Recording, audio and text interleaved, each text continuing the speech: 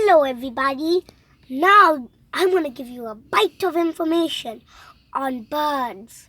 Birds are my favorite creatures. It's because they inspire me of flight.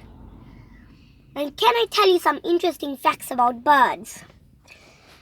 Did you know the deadliest bird, not really deadly, but the most dangerous bird is the giant long-crested eagle. And also, the toucan's beak can crack 500 nuts a day. And its beak does not crack. Its own beak will not crack. Also, birds sometimes can be annoying. But then that's not what they're here for.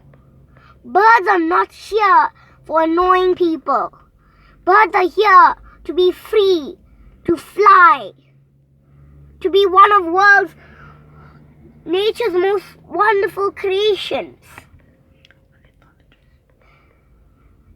Just like what I'm going to be when I grow up, an ornithologist. Maybe you might not know what an ornithologist is. An ornithologist is a bird doctor. Thank you.